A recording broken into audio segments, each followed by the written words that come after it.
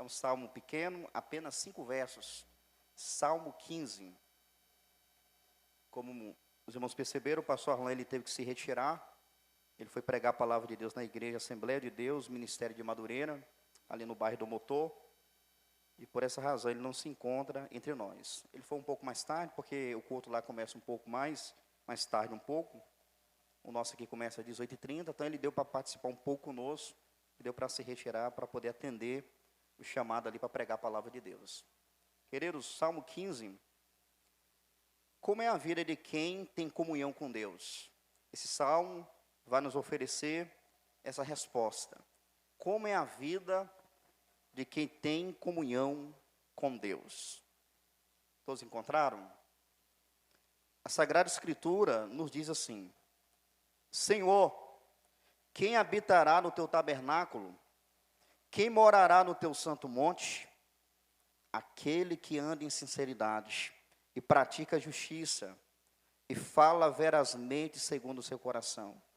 Aquele que não difama com a sua língua, nem faz mal ao seu próximo, nem aceita nenhuma afronta contra o seu próximo.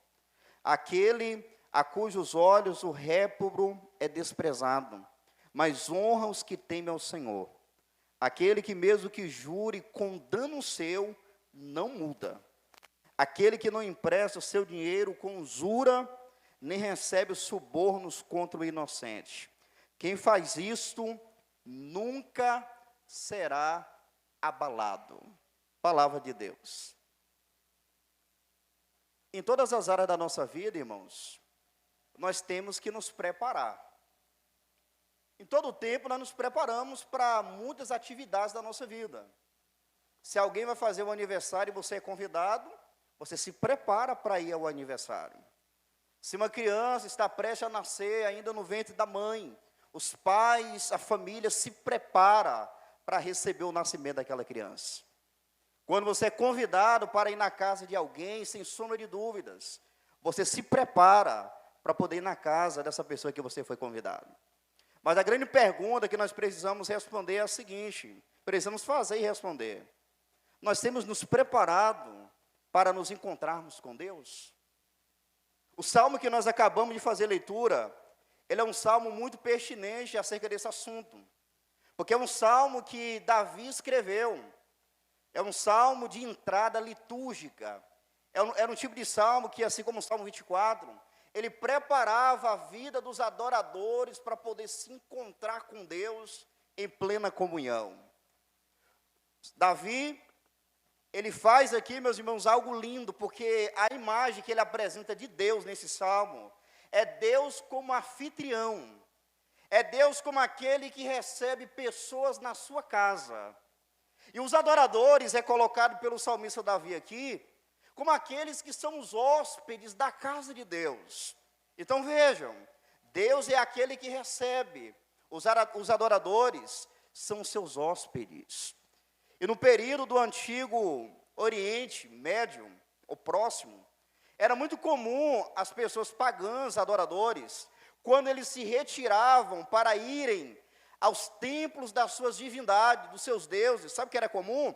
Eles se preparavam para poder entrar no templo para adorar os seus deuses.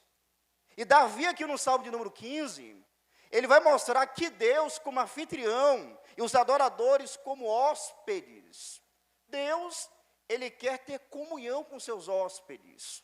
Deus, ele quer receber com alegria os seus hóspedes. Mas como seus hóspedes devem se apresentar diante dele? É isso que o salmista Davi apresenta para nós no Salmo de número 15.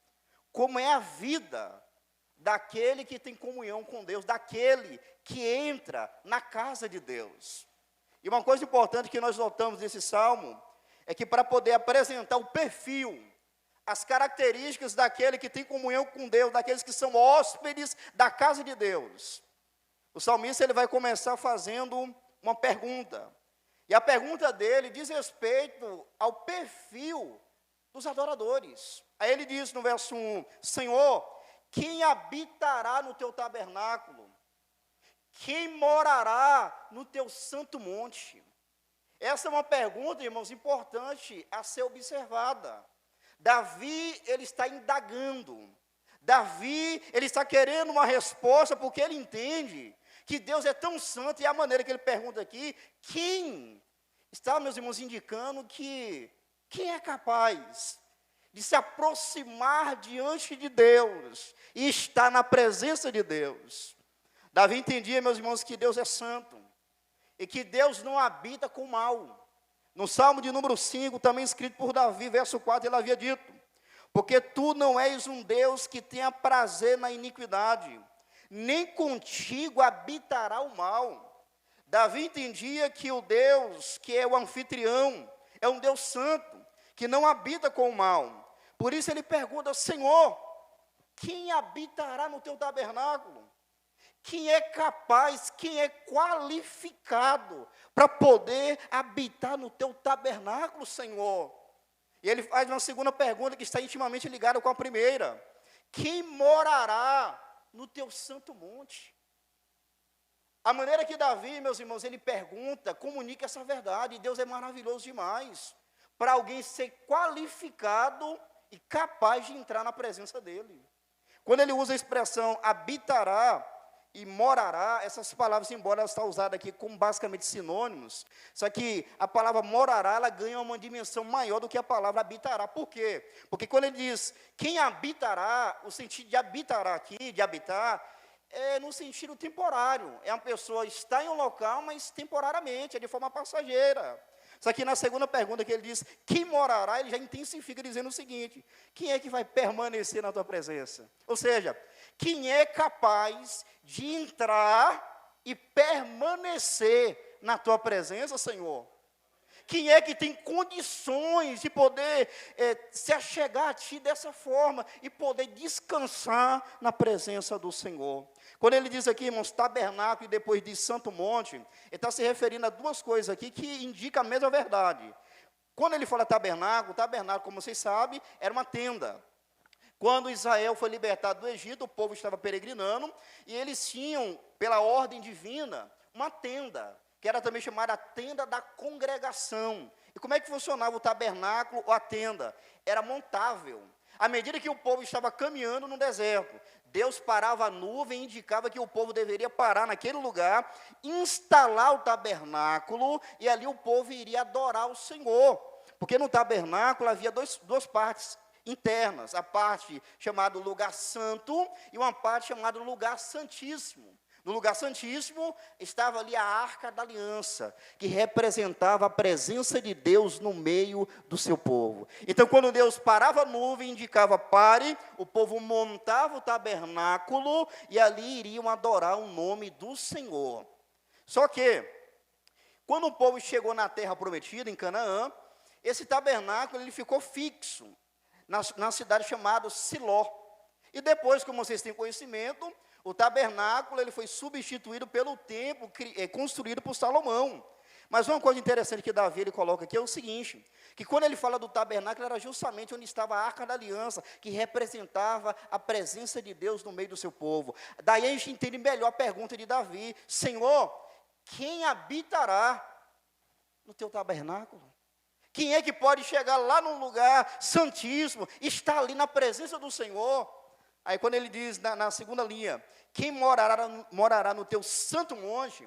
O santo monte aqui, meus irmãos, era a cidade de Jerusalém, a cidade de Davi, onde estava o tabernáculo, que posteriormente foi construído o templo. Então, quando ele diz, habitará no teu tabernáculo, e que morará no teu santo monte, ele está indo numa mesma direção. Senhor, quem é que pode estar na tua presença? Senhor, quem é capaz, quem é suficiente para poder habitar e morar na tua casa? Meus irmãos, essa pergunta de Davi, ela é muito oportuna para nós, porque nós vivemos um período que as pessoas não têm tido mais reverência em se aproximar de Deus. O salmista aqui está fazendo uma pergunta acerca do perfil daqueles que são hóspedes de Deus. Quem é qualificado para isso, meus irmãos? Nós sabemos muito bem que, segundo o apóstolo Paulo escreveu em 1 Timóteo capítulo 6, o nosso Deus e Pai, Ele habita em uma luz inacessível. Olha essa expressão, uma luz inacessível que ninguém pode se aproximar. Mas nós, como crentes em Cristo Jesus, e através de Jesus Cristo, nós podemos entrar na presença do Pai e permanecer na presença dEle. Porque foi Jesus quem disse: eu sou o caminho, e a verdade, e a vida. Ninguém vem ao Pai, senão por mim. Mas a Bíblia diz, meus irmãos, que através de Jesus e do seu sacrifício na cruz, Ele abriu um novo caminho, um vivo caminho, de maneira que nós agora temos acesso direto ao trono da graça de Deus. Então aqui Davi está perguntando: quem pode habitar, quem pode morar na presença de Deus? A resposta é: a igreja do Deus vivo. Ela pode se achegar e ela pode permanecer na presença de Deus. Muito provavelmente, quando Davi escreveu esse salmo, ele tinha como referência aquele momento em que ele pegou a Arca da Aliança e levou para a cidade de Jerusalém. Como vocês sabem, no reinado de Saul ele não se importou muito com a questão da presença de Deus no meio do povo. Mas Davi, quando ele assumiu o reinado em Israel, em Jerusalém, a primeira medida que Davi tomou foi pegar a Arca da Aliança e levar para um local específico em Jerusalém. Mas eu acredito que vocês sabem que, segundo a Bíblia, Davi, ele cometeu um erro. Sabe o que ele fez? Ele permitiu que a Arca da Aliança fosse conduzida não nos ombros dos levitas sacerdotes, conforme Deus havia determinado na palavra. Mas a Bíblia diz que eles pegaram animais e colocaram ali, meus irmãos, a Arca da Aliança para ser conduzida. E a Bíblia diz que quando aqueles animais tropeçaram, a arca foi para cair. Você vai se lembrar de um homem chamado Uzá. E quando ele vê que a arca vai cair, ele, movido por uma preocupação legítima, mas ele também sabia que ninguém poderia tocar na Arca da Aliança, nem olhar para dentro dela. Uzá, bem intencionado para poder proteger a Arca da Aliança, ele infringiu a palavra de Deus, foi para pegar a Arca da Aliança. Quando ele olhou para dentro da Arca da Aliança, a Bíblia diz que Deus fulminou Uzá na mesma hora, ele morreu. Ele foi a óbito. E Davi, quando viu aquilo, ele ficou angustiado, porque ele queria levar a presença de Deus, que era representada na Arca da Aliança, para Jerusalém. Só que agora, meus irmãos, a Arca da Aliança foi conduzida para a casa de um homem piedoso, Obed-edom. Era um homem temente a Deus. Ele recebeu a Arca da Aliança na casa dele por 3 meses. E a Bíblia diz que Deus abençoou a casa dele e também toda a sua família. Mas agora Davi, ciente de que ele não deveria incorrer no mesmo caminho que ele havia incorrido, ele agora vai tomar as medidas cabíveis. A Arca da Aliança tem que ser introduzida em Jerusalém, mas agora, Davi, você vai fazer da mesma forma? Você vai permitir as pessoas levar a Arca da Aliança e animais? Davi, meus irmãos, ele entendeu que não. E ele tomou as medidas corretas, segundo Samuel, capítulo 6. E a Bíblia diz que o temor no coração de Davi era tão grande, que dessa feita, quando a Arca da Aliança estava sendo conduzida para Jerusalém, meus irmãos, eles iam parando de tempo em tempo e oferecer holocausto a Deus, para que Deus não viesse fulminar o seu povo. Mas a alegria, meus irmãos, também estava presente, porque a Bíblia diz que foi nesse período que Davi, acompanhando ali aquela procissão, as pessoas conduzindo a arca para Jerusalém, foi naquele momento que Davi começou a bailar, foi naquele momento que Davi começou a se alegrar, de modo que a mulher dele, chamada Mical, falou que ele estava tendo uma postura indevida, mas Davi entendia que estar na presença de Deus, meus irmãos, é um privilégio, estar na presença de Deus é motivo de muita alegria. E foi nessa viagem que a Arca da Aliança foi colocada em Jerusalém. E Davi agora ele passa a perguntar, por entender que Deus é santo, de maneira que quando Uzá olhou para a Arca da Aliança, Uzá morreu, ele sabia que a presença de Deus é santa, e ele pergunta: Senhor, quem habitará no teu tabernáculo? Quem morará no teu santo monte? Deus é santo, queridos, mas nós, como cristãos, por meio de Jesus, nós temos acesso direto ao trono da graça de Deus. Mas isso, meus queridos, não vai dispensar um preparo para nos achegarmos à presença de Deus. Porque tem pessoas que se equivocam. Alguns chegam a dizer o seguinte: não, Deus é meu paizinho, Deus é meu pai, mas não leve em consideração que ele deve ter uma vida que agrada a Deus para poder adorá-lo. Tem pessoas que vivem de qualquer maneira, fala o que quer, trata as pessoas da maneira que quer, e pensa que Deus não leva isso em conta. que Deus não leva isso em consideração, mas Davi vai mostrar para nós, ao fazer a pergunta acerca do perfil daquele que se aproxima de Deus, ele vai mostrar para nós, meus queridos irmãos, que para uma pessoa se chegar à presença de Deus, é necessário essa pessoa se preparar. É necessário essa pessoa ter uma vida que esteja em harmonia com a santidade de Deus. Uma vez que Deus é santo, a vida dos seus hóspedes, a vida dos seus adoradores, também deve ser marcada pela santidade. Deus é santo, e os seus adoradores devem se aproximar diante dele com uma vida de santidade. Então Davi, ele passa da pergunta acerca do perfil, e passa agora para a descrição desse perfil. Ele vai fazer aqui, meus irmãos, dar uma resposta para a pergunta que ele havia feito. A pergunta foi: quem é que pode se aproximar de Deus? Quem é que pode se aproximar da casa de Deus e permanecer na presença de Deus? Agora ele passa para a resposta, uma resposta essencial. E ele vai descrever aqui características que devem estar presentes na vida daqueles que se aproximam de Deus para adorá-lo e bendizê-lo. E ele vai agrupar, meus irmãos, essas características de 6 maneiras. O primeiro grupo aqui de características que Davi coloca, que são requerimentos de Deus para o seu povo se aproximar dele, é o seguinte: a sua conduta. Como é a conduta de um hóspede de Deus? Como é que deve ser? Davi diz, verso 2: aquele que anda em sinceridade e pratica a justiça. A primeira coisa que Davi coloca aqui para poder apresentar o perfil de um hóspede de Deus é a sua conduta, é o seu caráter. E ele coloca 2 coisas para nós aí.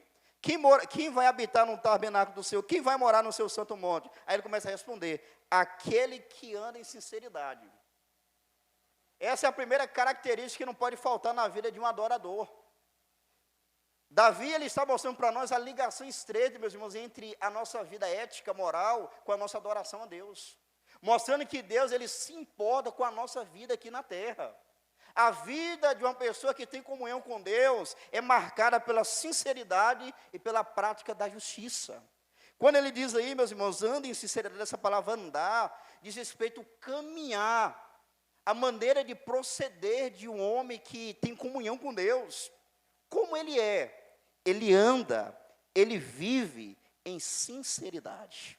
Essa palavra sinceridade pode ser também traduzida por integridade. Davi aqui está dizendo que um homem, uma mulher que tem comunhão com Deus, ele é uma pessoa íntegra. É uma pessoa, meus irmãos, que serve a Deus completamente, de forma integral. Não é aquela pessoa que ora serve a Deus, ora não serve, não. É uma pessoa completa, a adoração, a vida dela é uma vida íntegra. O seu todo, a sua vida em todas as áreas pertence ao Senhor. Ele é uma pessoa íntegra, sincera, não tem cera nele. Ele é uma pessoa que serve a Deus completamente. Há um homem na Bíblia que o próprio Deus o definiu como sendo um homem íntegro. Esse homem se chamava Jó. Jó era um homem sincero, ou seja, íntegro, reto, temente a Deus e se desviava do mal. Então Jó é um exemplo de uma pessoa que tinha comunhão com Deus e que vivia uma vida marcada pela sinceridade, uma vida completa, não era uma vida falseada, não era uma vida em que, ora ele estava servindo a Deus, outro momento ele já estava longe de Deus, não, é uma vida de adoração completa. Isso aqui é importante, porque Davi ele não está colocando aqui condições para a pessoa ser salva, não. Davi está reconhecendo que aquele que habita na presença de Deus e que mora na sua presença é uma pessoa que é caracterizada pela sinceridade. É uma pessoa, meus irmãos, sincera. Ela não é uma pessoa que engana, se faz de outra pessoa, não. Ela é uma pessoa íntegra na presença de Deus. Ser íntegro, ser sincero, não significa perfeição, mas aqui o ponto é direção. É uma pessoa, meus irmãos, que ela não é impecável, mas ela quer agradar a Deus com tudo que ela é, com tudo que ela tem e com tudo que ela faz. Ela quer agradar a Deus de todo o seu ser, com toda a sua vida. E permita uma pergunta. Você que é cristão, você que me ouve agora, você é uma pessoa sincera? Você é uma pessoa íntegra? Você pode ser qualificado como um hóspede de Deus? Como alguém que serve a Deus sem falsear, sem se passar por outra pessoa, não. Uma pessoa íntegra, completa da presença de Deus. A Bíblia diz que os judeus, no período do Antigo Testamento, bem como também do Novo Testamento, eles, meus irmãos, eles desenvolveram uma hipocrisia tão grande, que eles serviam a Deus somente de boca para fora. Isaías, no capítulo 29, versículo 13, diz que o povo, o próprio Deus falou por meio do profeta, que eles se aproximavam de Deus e honravam a Deus, só que era somente de lábios, mas o seu coração se afastava para a luz do Senhor. Será que você tem estado nessa condição? Porque aquela pessoa que tem comunhão com Deus, irmãos, ela é uma pessoa íntegra. Ela não serve a Deus pela metade, não. A vida dela foi entregue completamente sem reservas. A vida dela não pertence mais a ela, pertence a Deus que criou e que redimiu pelo sacrifício de Jesus. É uma entrega completa. Se você entrou aqui e você tem estado dividido, como o filho de Israel, ora servia a Deus, ora servia a Baal. Eu quero dizer para você que a característica de alguém que tem comunhão com Deus é a sua integridade. Se você não tem andado em integridade, se você não tem sido uma pessoa sincera, que serve a Deus com sinceridade, você precisa recorrer a Deus e implorar a sua misericórdia, porque como a gente viu, Deus ele não habitará com o mal. E uma pessoa, meus irmãos, que é hipócrita, uma pessoa que se passa por uma pessoa que ela não é uma pessoa que não agrada a Deus. Essa é uma pessoa que, na verdade, ela pode pensar que está tendo comunhão estreita com o Senhor, mas a maneira de viver fala o contrário. Quem tem comunhão com Deus, quem habita no tabernáculo do Senhor, quem mora no seu santo monte, é alguém que é sincero. Mas ele vai apresentar aí, em relação à conduta, não somente a sinceridade, mas é a prática da justiça. Olha aí o verso 2. Aquele que anda em sinceridade pratica a justiça. É uma pessoa, meus irmãos, que faz o que é certo. Então percebam, quem tem comunhão com Deus é uma pessoa que é íntegra, sincera, mas é uma pessoa que pratica a justiça. Vocês percebem que ele começa dizendo, anda em sinceridade, e depois ele diz, pratica a justiça. É uma pessoa, meus irmãos, que procede e que vive na presença de Deus de fato e em verdade. Pratica a justiça. Me permita uma pergunta para que nós venhamos interagir com o texto. Você é uma pessoa que pratica a justiça? Você é uma pessoa que pratica a vontade de Deus? Você é uma pessoa que leva a vontade de Deus a sério na sua vida? Que fala, não, olha, eu devo praticar a vontade de Deus na minha vida. Eu devo ser praticante da justiça. Meus irmãos, isso é importante. Porque o Salmo de número 15, ele também serve de contraste com o Salmo de número 14. No Salmo 14, Davi havia pintado o perfil de um homem que não teme a Deus, os necios que diz que Deus não existe. E ele começa a mostrar aqui que, enquanto o Salmo 14 está mostrando um perfil de alguém que não teme a Deus, que é um perfil de um ímpio, no Salmo 15 ele vai mostrar como é que é um justo. Ele pratica a justiça. Ele leva a vontade de Deus a sério. Ele quer agradar o Senhor com tudo que ele tem. Ele quer fazer a vontade de Deus, custe o que custar. Ele vive na presença de Deus, porque Deus, conforme o Salmo 14 diz, Deus está na geração dos justos. Os justos são aqueles que foram justificados por Deus e praticam a justiça de Deus. Praticam a vontade do Senhor. Nós, queridos, segundo a Bíblia, aqueles que creem em Jesus, nós somos justificados pela fé. E Paulo vai mostrar no capítulo 4 de Efésios, versículo 24, que nós devemos nos revestir do novo homem, que segundo Deus foi criado em verdadeira justiça e santidade. Então nós, cristãos que nascemos de Deus, que nascemos de novo, que temos comunhão com Deus, nós devemos viver na prática da justiça. A gente não deve viver na prática da ilegalidade. Nós não devemos viver na prática da injustiça. Nós devemos viver na prática da justiça, da palavra de Deus, da vontade do Senhor. Então, se você entrou aqui nessa noite e tem encontrado dificuldade para praticar a justiça de Deus, você tem que pedir a Deus misericórdia também. Porque Davi aqui, ele está mostrando um perfil de quem tem comunhão com o Senhor. E tem pessoas que dizem que tem comunhão com Deus, mas são pessoas que praticam engano, praticam mentira, praticam injustiça. Elas não se alegram na justiça, elas folgam na injustiça, como Paulo vai dizer. Eu quero dizer para os irmãos que nós, queridos, recebemos de Deus essa capacidade. Se verdadeiramente nós somos pactuados com Deus, somos aliançados com Deus, o Espírito Santo já nos deu essa capacidade de viver uma vida de integridade e uma vida da prática da justiça. E outra, nós cristãos, até para praticar a justiça, nós não somos como aquelas pessoas que praticam a justiça e ficam desanimadas e tristes, como se fosse algo ruim ou penoso. Não! Nós que temos comunhão com Deus, nós praticamos a justiça e fazemos isso com muita alegria. Porque é um privilégio fazer a vontade de Deus. É um privilégio poder satisfazer a vontade do Senhor. Nós fazemos com alegria, queridos. A pessoa pode falar, como é que pode? Quer fazer tudo certinho? Não, mas nós temos alegria nisso. Porque nós somos justificados pela fé por meio de Jesus Cristo. E o proverbista, em Provérbios 21:15, disse que praticar a justiça é alegria para o justo, mas espanto para os que praticam a iniquidade. Perceberam? Para quem é justo, meus irmãos, praticar justiça é motivo de alegria, é motivo de privilégio, é motivo de exultação. Nós nos alegramos em fazer a vontade de Deus. Essa é a postura daqueles que têm comunhão com o Senhor. Eles se alegram em poder cumprir aquilo que Deus espera dele.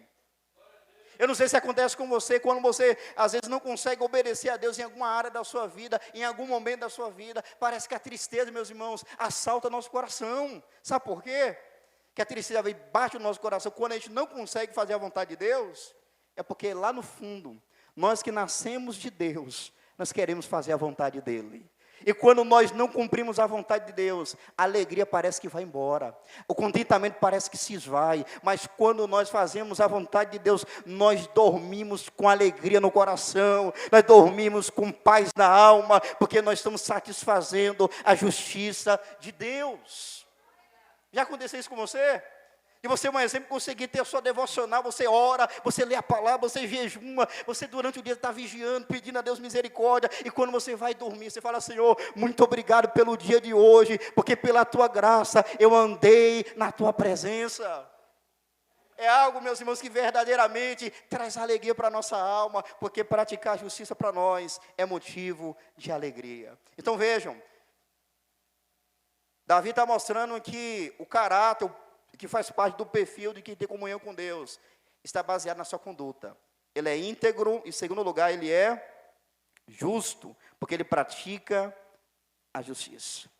Então, queridos, aquela pessoa que vive de qualquer maneira, não é íntegro, não busca Deus em integridade, não busca praticar a vontade de Deus, e quer cultuar a Deus, esse salmo aqui já nos dá uma advertência. Quem é que tem comunhão com Deus? Quem é que entra e permanece na presença de Deus? É aqueles que é assim. Então, se nós não temos vivido assim, nós precisamos nos retratar, porque isso não faz parte do nosso perfil. Aqui, Davi está pintando um perfil de quem tem comunhão com Deus. E ele mostra, em primeiro lugar, a sua conduta. Mas ele não vai ficar na esfera da conduta, não. Davi, ele vai apresentar, meus irmãos, mais um grupo de características que configura o perfil de quem tem comunhão com Deus. Então, primeiro, conduta. Segundo, conversação. Davi vai mostrar como é que é a conversa daquele que tem comunhão com Deus. Uma pessoa que tem comunhão com Deus, que habita no tabernáculo, que mora no santo monte, como é que ele conversa? Qual é o conteúdo que sai da sua boca na vida cotidiana? Davi mostra para nós aí, no finalzinho do verso 2 e no início do verso 13. Veja comigo. E fala verazmente segundo o seu coração, aquele que não difama com a sua língua. Vejam bem, ele aqui está mostrando dois aspectos da questão da conversa de quem tem comunhão com Deus. E a primeira é, quem tem comunhão com Deus fala verazmente segundo o seu coração. O que isso significa? É uma pessoa, meus irmãos, que fala a verdade, mas não é somente de boca para fora. Ela fala a verdade de acordo com o seu coração. Ou seja, o que ela fala é verdadeiro. Ela não tenta criar uma imagem através das suas palavras, não. O que ela fala é a verdade, está de acordo com o seu coração. Ela fala o que ela tem dentro de si. É aquilo que Jesus diz em Mateus 12:34, que a boca fala o que o coração está cheio. Se uma pessoa ela está com Deus, se uma pessoa está na verdade de Deus, ela fala a verdade segundo o seu coração. Ela não é hipócrita, ela não engana com as palavras, não. Ela fala a verdade, mas não é da boca para fora. Você conhece alguém assim? que fala às vezes que gosta de todo mundo, não amo todo mundo, mas dentro do coração isso não é real, isso não é verdadeiro. Então, ele fala algo da boca, mas que não está de acordo com o seu coração. E Davi está dizendo que a conversação de quem tem comunhão com Deus, meus irmãos, reflete a verdade que está dentro de si. Nós falamos o que falamos, porque essa verdade está dentro do nosso coração. Isso é maravilhoso, meus queridos, porque combate muito a questão da pessoa querer se passar também por uma pessoa que ela não é. Fala uma coisa, mas no coração é outra. Eu te amo, quando na verdade tem inveja no coração, tem ódio no coração. E Davi está dizendo que uma pessoa que tem comunhão com Deus, ela não procede dessa forma. Ela é uma pessoa que fala a verdade segundo o seu coração. É aquilo que a Bíblia vai mostrar para nós no Salmo 51, irmãos. Que Deus ama a verdade no íntimo. Então Deus não se importa somente com o que você fala, não. Ele está olhando também para o seu coração. Porque às vezes você fala uma coisa e seu coração, na verdade, está querendo outra. Mas o cidadão do reino, quem tem comunhão com Deus, ele fala verazmente segundo o seu coração. Isso é maravilhoso. Mas olha ainda o verso de número 3. Aquele que não difama com a sua língua. Quem tem comunhão com Deus, além de falar a verdade segundo o coração, é uma pessoa, meus irmãos, que ela não sai caluniando nem difamando as pessoas. Você conhece alguém assim que gosta de caluniar, de fofocar, de falar mal das pessoas? Essa pessoa ela não está vivendo em comunhão com o Senhor. Porque quem tem comunhão com Deus, meus irmãos, o Davi é bem claro, ele não difama com a sua língua. Ele não sai falando mal das pessoas, não. Ele não sai desconfigurando o caráter de uma pessoa, não. Ele é uma pessoa que, pelo contrário, conforme nós veremos, ele preza pela reputação alheia. Então, meus irmãos, nós vivemos uma época em que as pessoas têm feito muito isso. Elas têm difamado as pessoas. Às vezes, até dentro do contexto da igreja, pessoas que, ao invés de um ajudar o outro, irmãos, usam a língua, não para poder edificar, não para poder ajudar, não para poder orientar, mas as pessoas estão usando a língua para falar mal. Essas pessoas, meus irmãos, elas podem até ser cristãs, mas elas não estão vivendo em comunhão com Deus. Porque quando a pessoa ela está na prática do pecado, a comunhão com Deus é interferida na hora.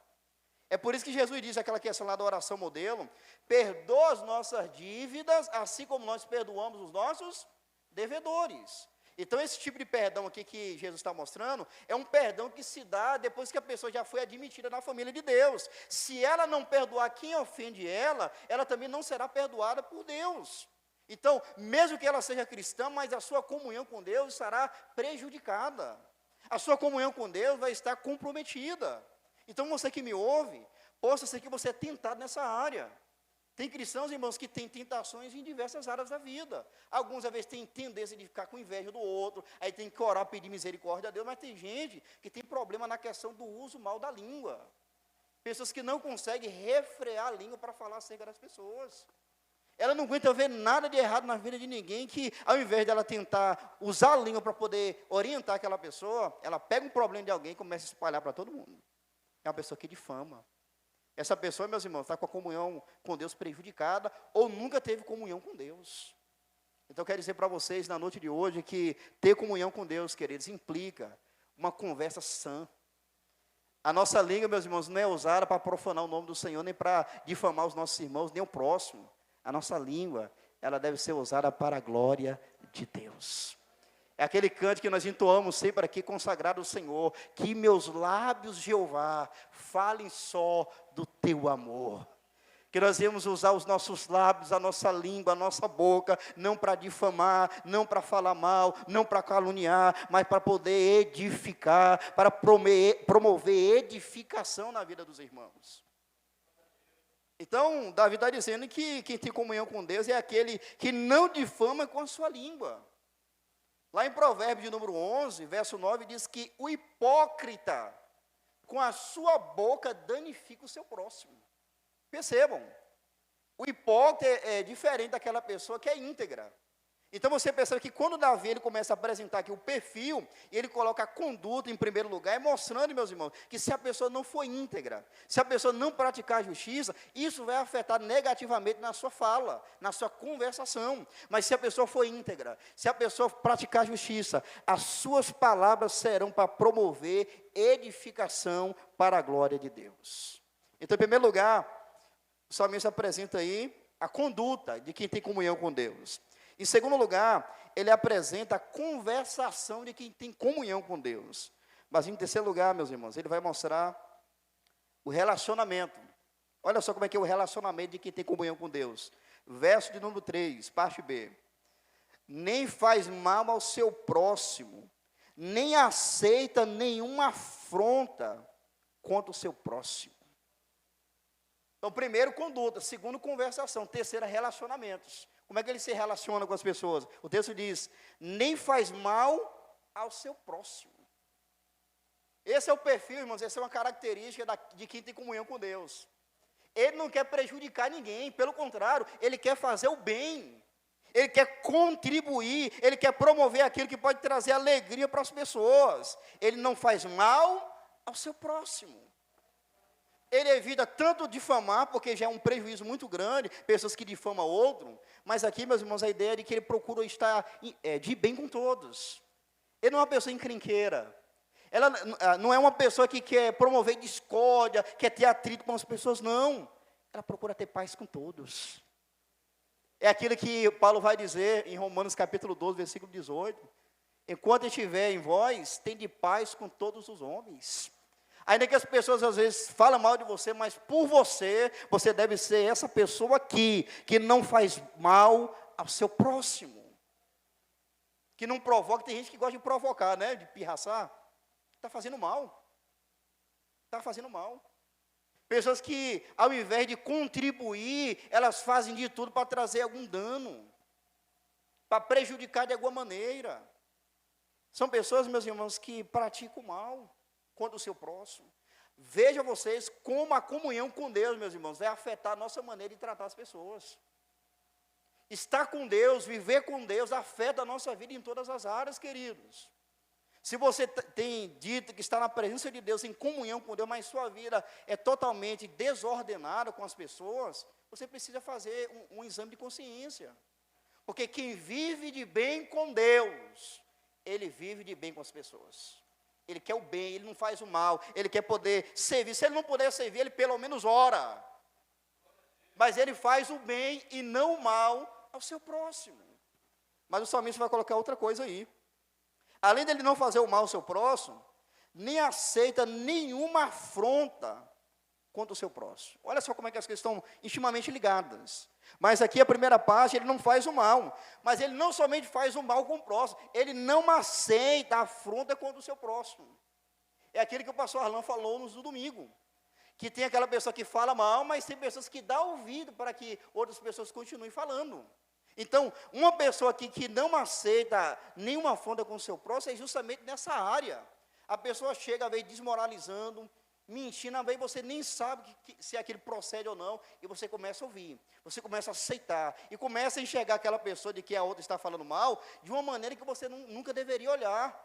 Ou seja, tem pessoas que aceitam a afronta contra o próximo, meus irmãos, e nós devemos defender a reputação do próximo. A pessoa vem difamar, a pessoa vem desconstruir outra, nós devemos dizer alto lá. Você tem que prezar pela dignidade humana. Lá no Decálogo, nos 10 mandamentos, há um mandamento que Jesus disse que nós não deve haver falsa testemunha contra o seu próximo, falso testemunho contra o seu próximo. E tem pessoas, meus irmãos queridos, que aceitam isso. A pessoa está falando mal da outra, a pessoa está querendo o mal da outra, e a pessoa que tem comunhão com Deus, às vezes começa a ceder os princípios.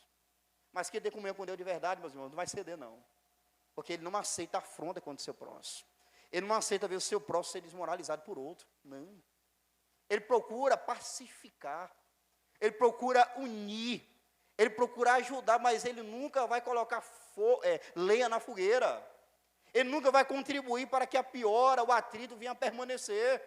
Está tendo aflito, confusão, discórdia. Ele é um promotor de paz. Ele não aceita afronta contra o seu próximo. Me permita uma pergunta aqui. Como é que estão os seus relacionamentos com as pessoas? Você tem feito o bem ou o mal? Você tem aceitado a afronta contra o seu próximo, você tem rejeitado isso? Davi está mostrando para nós, irmãos, que quem tem comunhão com Deus, isso afeta diretamente nos seus relacionamentos. Ele não faz o mal, e ele também não aceita afronta contra o seu próximo. Mas ele vai aqui ampliar o quadro do perfil de quem tem comunhão com Deus, e vai mostrar agora algo muito importante no verso de número 4. Vai mostrar, meus irmãos, as companhias de quem tem comunhão com Deus. Quais são as companhias de quem tem comunhão com Deus? Será que ele se associa com todo mundo? Será que ele tem amizade profunda com qualquer pessoa? Como é que funcionam as companhias daquele que tem comunhão com Deus? Davi diz aí no verso 4, aquele a cujos olhos o réprobo é desprezado, mas honra os que temem ao Senhor. Davi está fazendo um contraste aqui. Então, na primeira parte, ele diz o seguinte, que quem tem comunhão com Deus, meus queridos irmãos, sabe qual é a companhia dele? Aliás, sabe qual não é a companhia dele? Pessoas réprobas. O que significa isso? Pessoas desprezíveis. Sabe o que Davi está dizendo aqui? Que quem tem comunhão com Deus, meus queridos irmãos, ele rejeita e reprova toda postura desprezível. Nós vivemos em uma época do século 21, em que as pessoas estão aplaudindo aquilo que é errado. As pessoas celebram o que é errado. Pessoas mentem e outras pessoas estão lá aplaudindo, é verdade. Pessoas desfazem das pessoas e outras batem palma dizendo, tem que ser assim mesmo. Mas quem tem comunhão com Deus, ele reprova tudo aquilo que não glorifica a Deus. Ele despreza os réprobos. O estilo de vida, meus irmãos, ele reprova. Uma pessoa que não serve a Deus, aqueles que têm comunhão com Deus, sabe como é que ele analisa? Ele não tem comunhão com essa pessoa. Ele reprova as práticas pecaminosas. Ele rejeita. Todo mundo pode estar aplaudindo, mas fala, olha, isso é errado. Isso é contra a palavra de Jesus. Isso é contra a vontade de Deus. Então, quem tem comunhão com Deus, como é que ele lida com essa questão da companhia? Ele não se associa com pessoas que praticam o que é desprezível. Queria fazer uma pergunta para vocês. Vocês desprezam aquilo que desagrada a Deus? Vocês reprovam? Tem pessoas, meus irmãos, que são cristãos, e às vezes uma irmã vai aconselhar a outra que é solteira, e sabe qual é o tipo de conselho que a gente está ouvindo por aí? Para irmãs solteiras se envolver com pessoas descrentes. Aí você pergunta, que conselho é esse? Davi está dizendo, quem tem comunhão com Deus, rejeita toda a prática que não agrada ao Senhor. Tudo que é desprezível, meus irmãos, nós temos a missão de rejeitar. Mas o que está acontecendo? Nós vivemos em um período de inversão de valores. As pessoas, hoje, elas aplaudem o erro e ignoram o certo. Elas batem palma para o pecado e reprovam uma pessoa que quer viver em santidade. E isso, meus irmãos, já estava predito. O profeta Isaías, no capítulo 5 do seu livro, versículo 20, ele disse o seguinte, me ouça com atenção. Isaías capítulo 5, versículo 20, vejam bem. Ai dos que ao mal chamam bem, e ao bem mal, que fazem da escuridade luz, e da luz escuridade, e faz do amargo doce, e do doce amargo. Isaías aqui está falando sobre a inversão de valores. Pessoas que aplaudem aquilo que deve ser reprovado, e pessoas que ignoram aquilo que deveria ser aplaudido. Meus irmãos, eu quero dizer para vocês hoje que quem tem comunhão com Deus, ele tem valores inegociáveis. Ele não se deixa levar por coisas que desonram o Senhor. Ele não segue pessoas no Instagram que profanam o Evangelho. Não tem pessoas que é assim? A pessoa está lá no Instagram profanando o Evangelho, falando mal do nome do Senhor, e está lá um crente como seguidor daquela pessoa. Mas quem, meus irmãos, tem comunhão com Deus, ele reprova isso. E é isso que a Bíblia nos ensina a fazer. A Bíblia diz em Efésios capítulo 5, versículos 10 e 11, aprovando o que é agradável ao Senhor. E ele diz no final, no versículo 11, e não comuniqueis com as obras infrutuosas das trevas. Ou seja, nós não devemos nos relacionar com aquilo que desonra o nome do Senhor. Aí ele diz no final, antes condenai-as. Paulo está dizendo, vocês não devem comunicar com as obras das trevas, vocês devem reprovar as obras pecaminosas. Vocês devem rejeitar, vocês devem rechaçar. Todo mundo pode estar alegre com aquilo que é errado, mas o povo de Deus está na contramão. O povo de Deus está em outra direção, porque o povo de Deus tem comunhão com Deus. E quem tem comunhão com Deus, irmãos, ele não se alegra com ímpios, ele não se alegra com práticas pecaminosas. Mas o versículo de número 4 diz ainda, mas honra os que temem ao Senhor. Sabe qual é a companhia de quem tem comunhão com Deus? É aqueles que temem ao Senhor. Ele honra aqueles que têm comunhão com Deus. Ele honra aquelas pessoas que amam a Deus. Eles respeitam aquelas pessoas que também amam a Deus. Olha só que interessante. Aquelas pessoas que vivem num pecado, ele fala, não, eu não tenho comunhão não.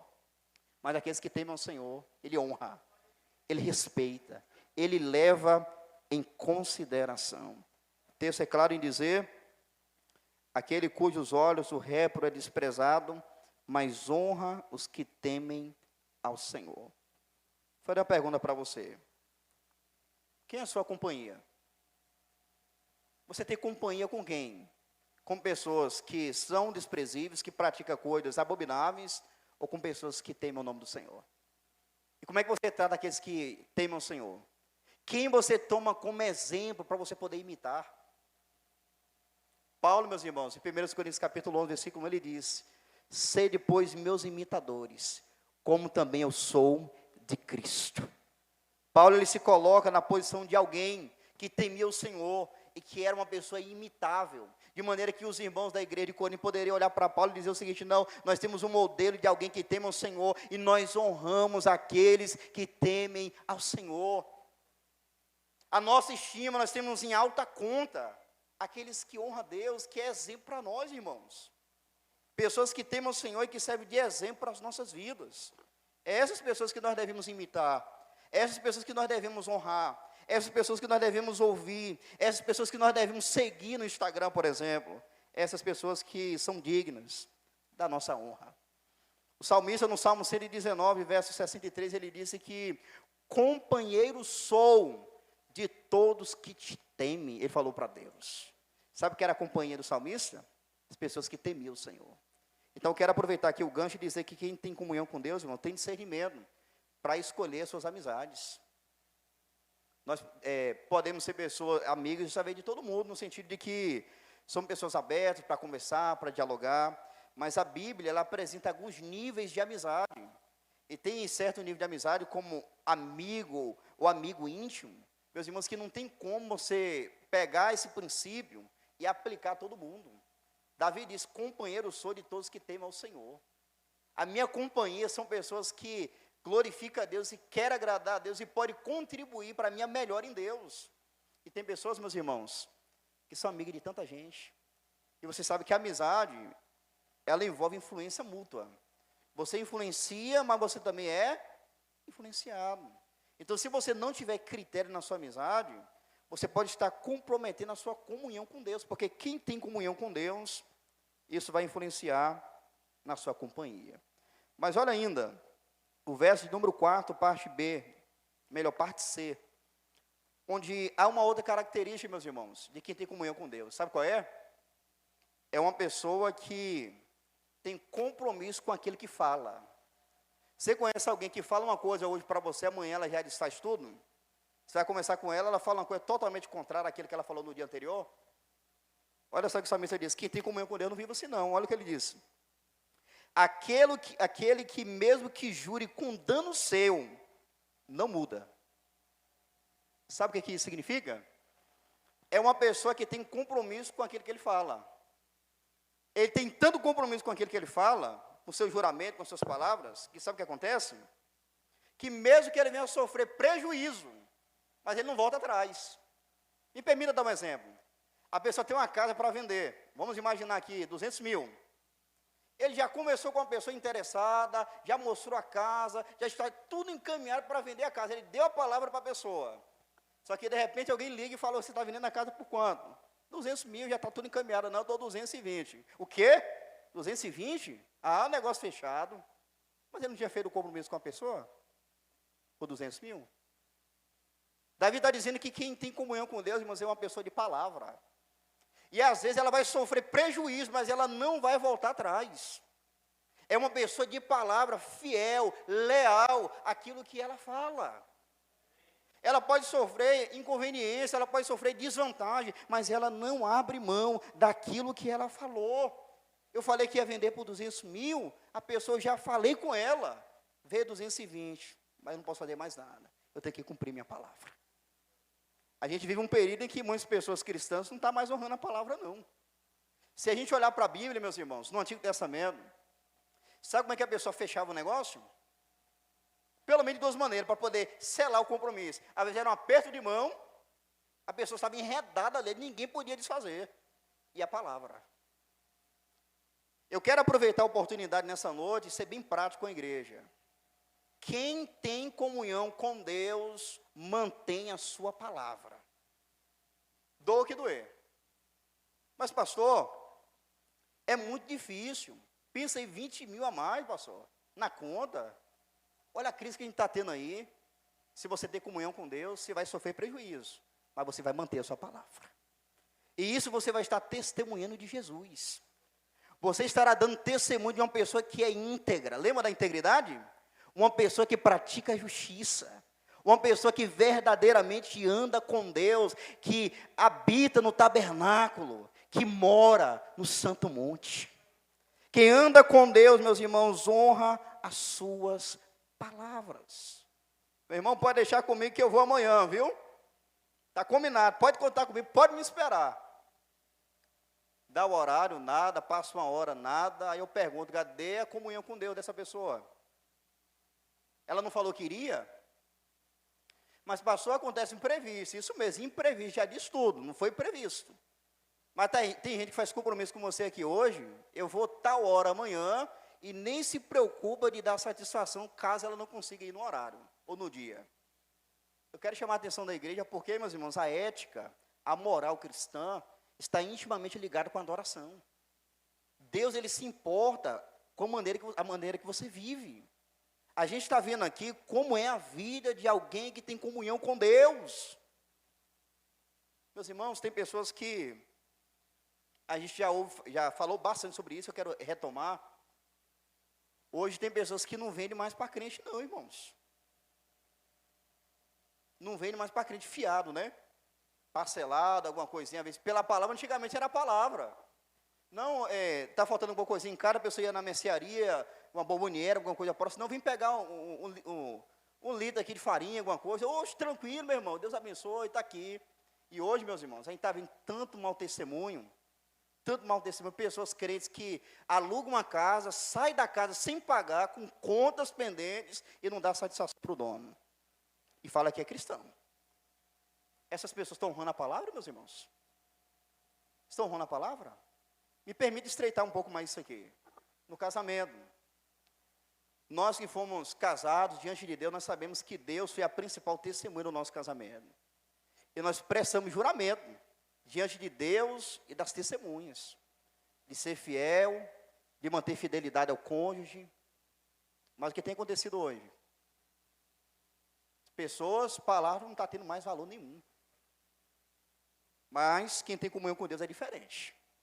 A maioria pode se enveredar por um caminho que fala e não cumpre, que fala e não faz, mas quem tem comunhão com Deus é diferente. Mesmo que ele é pecador, ele é falho, mas só que ele quer fazer a vontade do seu Deus, ele quer enobrecer o nome do Senhor, ele é alguém que tem comunhão estreita com Deus, e isso é refletido nas suas palavras e nos seus compromissos. Os irmãos me entenderam? Diga amém.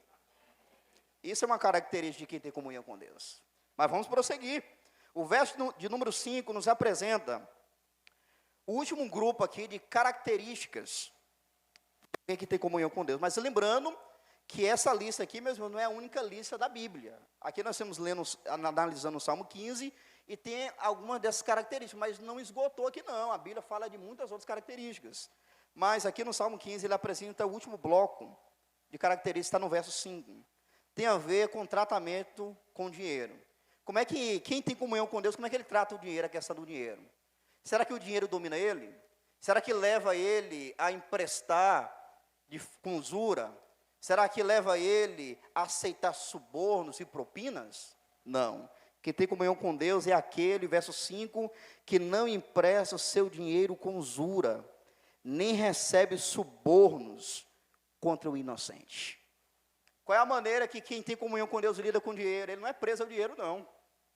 Na primeira parte, ele fala sobre aquele que não empresta o seu dinheiro com usura.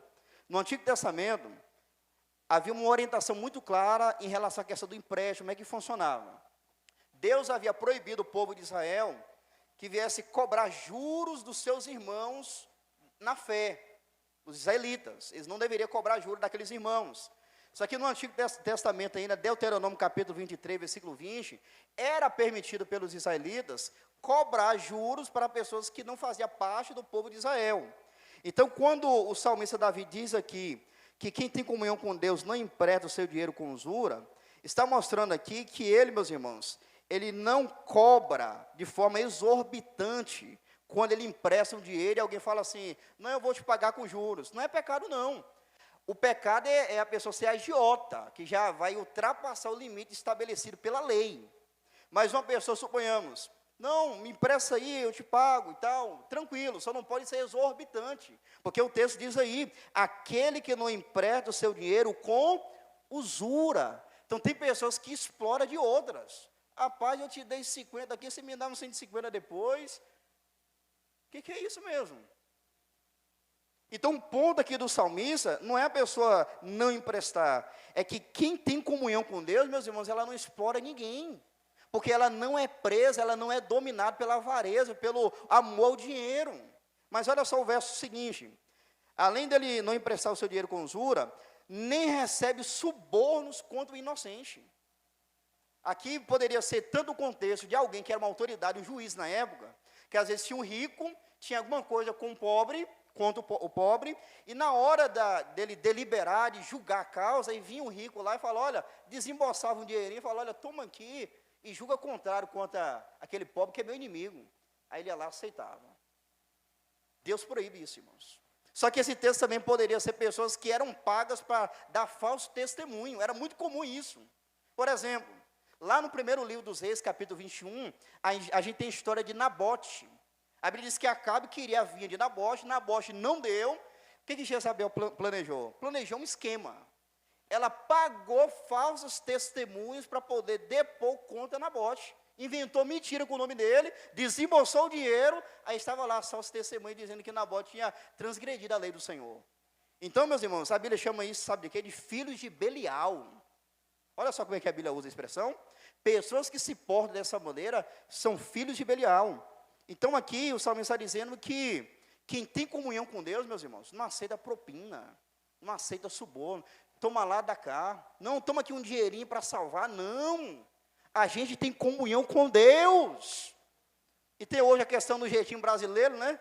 Para tentar aliviar a situação, e toma um dinheirinho, você resolve o problema aí. Não. Nós temos comunhão com Deus que é santo. E quem tem comunhão com Deus que é santo, ele sabe tratar, ele sabe lidar com o dinheiro. Ele não é escravo do dinheiro. O dinheiro não vence ele. O dinheiro não compra ele. Ele é uma pessoa íntegra. Lembra que ele é íntegro? Ele, meus irmãos, não perde os seus princípios por causa do dinheiro. O dinheiro pode bater na porta, a necessidade está grande, mas ele prefere morrer de fome do que ser infiel, avarento e aceitar propinas, subornos ou coisa dessa natureza. Esse aqui, meus irmãos, é o perfil daqueles que têm comunhão com Deus. Davi, ele fez a pergunta, Davi, ele ofereceu a resposta, mas no verso 5, parte final, ele vai apresentar para nós uma segurança, que quem tem comunhão com Deus tem, meus queridos. É uma segurança, uma certeza, uma promessa maravilhosa. Olha o verso final, aí no verso 5, a parte final do verso 5. Quem faz isto, nunca será abalado. Olha a segurança daqueles que têm comunhão com Deus. Ele vive uma conduta agradável ao Senhor. Ele tem a sua conversação agradável ao Senhor. ele tem os seus relacionamentos agradáveis ao Senhor, ele tem as suas companhias agradáveis ao Senhor, ele tem compromisso com a sua palavra perante ao Senhor, ele tem um tratamento correto com o dinheiro diante do Senhor. Quem faz isto nunca será abalado. Que segurança maravilhosa, meus irmãos, nós temos no Senhor. A mensagem que o salmista está comunicando aqui é o seguinte: aquele que entra na presença de Deus e vive de modo que agrade a Ele, essa pessoa não vai sair de lá, não. Ela vai estar segura na presença de Deus. Segurança, queridos. Nada vai abalar. Nada vai tirar ele da presença de Deus. Nada vai desfocá-lo, porque ele é uma pessoa que tem comunhão sincera com o Senhor. Eu posso estar pregando para alguém nessa noite que às vezes tem passado por muita dificuldade. Eu quero dizer para você: viva de acordo com a vontade de Deus. Se preocupe com sua vida, faz um check-up. Fala, não preciso pedir perdão, preciso me arrepender. Eu preciso viver aquilo que Deus quer que eu viva. Eu quero manter uma comunhão estreita com Ele. Quem faz isso, meus irmãos, nunca será abalado. Você se lembra da imagem do anfitrião que eu falei? Naquele período do Antigo Testamento, uma pessoa que recebia outra em casa, ela passava a ter não somente o dever de cuidar da pessoa, mas ela tinha uma responsabilidade de proteger aquela pessoa que estava na sua casa. Daí aquela expressão de Davi: preparas uma mesa perante mim na presença dos meus inimigos. A mensagem é essa que ele coloca: Deus recebeu ele estava sendo perseguido, e agora os inimigos não podem fazer nada contra ele, porque ele está na casa de Deus. E os inimigos agora vão estar do lado de fora, eles não poderão entrar. E ele fala: Senhor, preparas uma mesa perante mim na presença dos meus inimigos. Unge a minha cabeça com óleo, meu cálice transborda. Davi estava dizendo: Senhor, eu vou estar protegido na tua presença. Os meus inimigos vão ficar à porta. Eles vão olhar, eles vão ver, mas não poderá entrar, Senhor. Porque na tua casa eu terei segurança. É por isso que quando a gente lê, por exemplo, Gênesis, capítulo 19, quando aqueles varões, os anjos, entraram na casa de Ló, vocês se lembram? As pessoas da cidade queriam violentar os anjos. Qual foi a postura de Ló? A postura de alguém que foi um anfitrião, recebeu hóspedes na sua casa, mas tinha a responsabilidade de protegê-los. É por isso que ele ofereceu as filhas, vocês se lembram? Para os homens, para tentar proteger os hóspedes, porque essa era a mentalidade no período do Antigo Testamento de Deus. O salmista está usando a linguagem aqui de Deus como anfitrião, que recebe os seus hóspedes, e quando ele recebe os seus hóspedes na sua casa, na sua presença, ele vai proteger os seus hóspedes. Meus irmãos, se nós mantermos comunhão com Deus, nada irá nos abalar. Pode vir problema, dificuldade, perseguição, tristeza, mas nós estaremos seguros na presença de Deus. Nada poderá arrancar-nos das mãos do nosso Supremo Pastor. Ele nos resgatou, Ele nos fortalece, Ele nos sustenta, Ele nos livra. Olha só que privilégio que nós temos em termos comunhão com esse Deus, em estarmos na casa de Deus. É por isso que Jesus Cristo, naquela parábola que ele conta, em Mateus capítulo 7, versículos de número 24 a 26, sobre os edificadores, vocês se lembram, os construtores? Um edificou a casa na areia, aí veio a chuva, soprou o vento, caiu porque estava edificado aonde? Na areia. Mas aquele que estava edificado na rocha, meus irmãos, vê os mesmos problemas que veio no outro, veio o vento, soprou, a água veio, desceu os rios, combater a casa, só que foi diferente. A casa não caiu, porque estava edificada sobre a rocha. Assim, meus irmãos, quem está em comunhão com Deus, nada irá abalá-lo. Ele vai permanecer. Quem vive em justiça, em comunhão com Deus, se torna inabalável na presença do Senhor. Lá em 1 João, capítulo 2, versículo 17, João vai usar a mesma linguagem. Que aquele que faz a vontade do Senhor permanece para sempre. Eu quero encorajar você nessa noite a ter uma vida que agrada ao Senhor. E enquanto esse salmo aqui ele trata da comunhão com Deus na vida presente, ele nos encaminha também para um momento em que nós encontraremos com o Senhor para toda a eternidade. E da mesma maneira que os hóspedes devem se preparar para estar na presença de Deus agora, em comunhão com Ele, nós também devemos nos preparar, porque um dia nós entraremos nas mansões celestiais, estaremos sempre com o Senhor, e aí mesmo como nós cantamos hoje, não haverá mais lágrima, não haverá mais dor, nós estaremos para sempre na presença de Deus. Então esse texto, ele nos encoraja para o momento presente, onde nós temos que ter comunhão com o Senhor, mas ele também nos encaminha a nos prepararmos, para nos encontrarmos com Ele para todo o sempre. Não haverá mais nenhum problema. Se hoje Deus já nos protege, nos guarda no centro da sua vontade, aquele grande dia, meus queridos, aqueles que estiverem em comunhão com Deus, irão subir, estarão protegidos para sempre, na presença de Deus. Se você ainda não é cristão, saiba que somente por meio de Jesus, você pode entrar na presença do Pai. Quando você crê em Jesus, se arrepende de seus pecados, você também será um hóspede da casa de Deus. Jesus disse, na casa do meu Pai, há muitas moradas. Então, para o momento presente, o momento futuro, nós devemos nos preparar e termos uma vida de comunhão estreita com o nosso Deus.